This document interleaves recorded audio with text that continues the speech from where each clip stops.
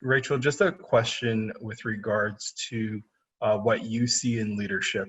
How do you advise leaders and managers to bring in more diverse groups? Because I'd imagine cities we want to help build uh, build leaders who can do that.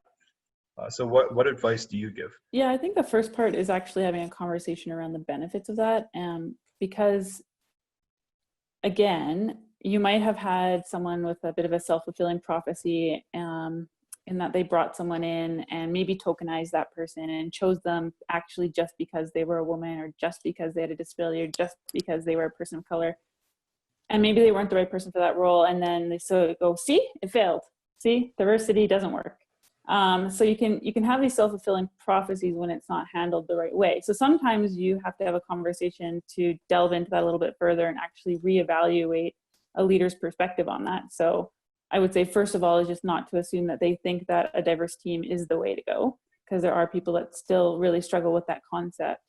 So exploring the data around that, and being able to demonstrate the benefits to their team and to their bottom line and to their results, and to their culture and engagement, and all of those facets of it that go with diversity and inclusion done well. And that's the thing, right, is you can't just have diversity without inclusion, because otherwise you'll either, one, spend a lot of time and resources bringing in that diversity so you can hit your quotas or tick those boxes, and then those people will leave fairly quickly because they won't feel welcome or heard.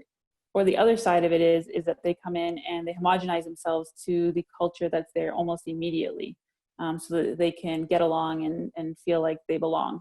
And so they might belong in that they have been able to successfully morph themselves into the homogenized culture that's there, but they're not belonging because they're bringing their true selves to that space.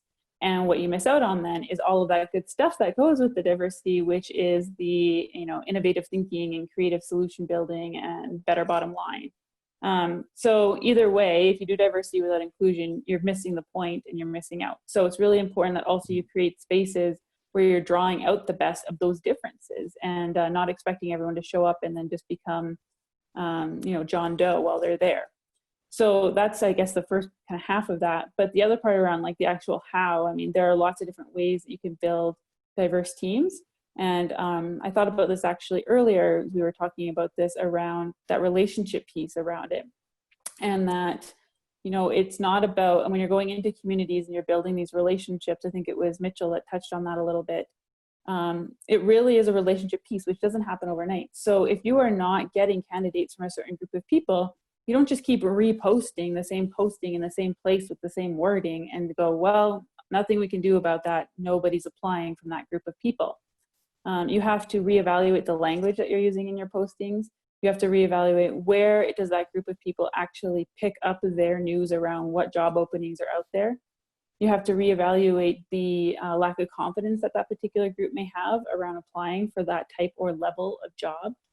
And then you have to make the adjustments. As the one holding the power and the one asking for these people at the table, you need to adjust language. You might need to adjust where you post that.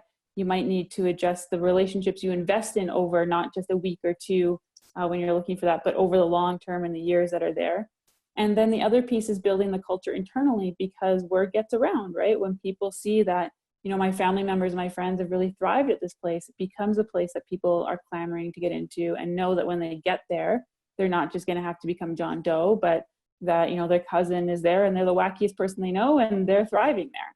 So, yeah, it's definitely a multifaceted. There's not a single silver bullet, but a lot of it is about taking the accountability and ownership on, instead of putting it on to the public or the group that you're trying to attract to figure it out for themselves.